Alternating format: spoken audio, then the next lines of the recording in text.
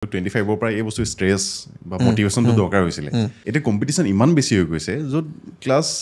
matric দিয়াৰ আগৰ পৰা বস্তু লাগেই মানে মোটিভেশ্যন ঠিক আছে আপুনি কেনেকৈ গাইড কৰে বা আপোনাৰ এনেকুৱা আছে নেকি যে মই ইউথখিনিক কৰোঁ বা মাজৰখিনিক কৰোঁ বা বৃদ্ধখিনিক কৰোঁ তেনেকুৱা নাই আমাৰ প্ৰতিটো ৰেঞ্জৰ কাৰণে বেলেগ বেলেগ আছে এতিয়া আমি যেতিয়া স্কুলত মাতে বা কলেজত মাতে তেতিয়া আমাৰ ল' ৰেঞ্জ হয় আমাৰ যিবিলাক অনলাইন পেইড প্ৰগ্ৰেম থাকে সেইবিলাক অলপ হাই এজৰ মানুহৰ কাৰণে হয় তো মোৰ কাৰণেতো গোটেইখিনি অডিয়েঞ্চকে মই ইজিলি মানে বেলেগ বেলেগকৈ হেণ্ডেল কৰিব লাগে তো যিখিনি আমাৰ জুনিয়ৰ লেভেলৰ ক্ষেত্ৰত এটা প্ৰব্লেম কি হয় আমাৰ জীৱনত money is one of the high church of মটিভেশ্যনছ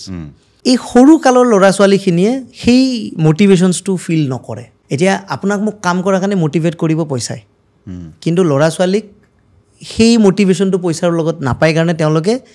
আমি যেনেকৈ পইচাৰ কাৰণে মানে আমি দৌৰিবই লাগিব আমি কাম কৰিবই লাগিব সেই মটিভেশ্যন তেওঁলোকৰ তাত লেকিং থাকে আমি কেতিয়া ভাবোঁ যে আমাক যেনেকৈ ডাঙৰক পইচা লাগে তেনেকৈ বাচ্চাবিলাকক নম্বৰ লাগে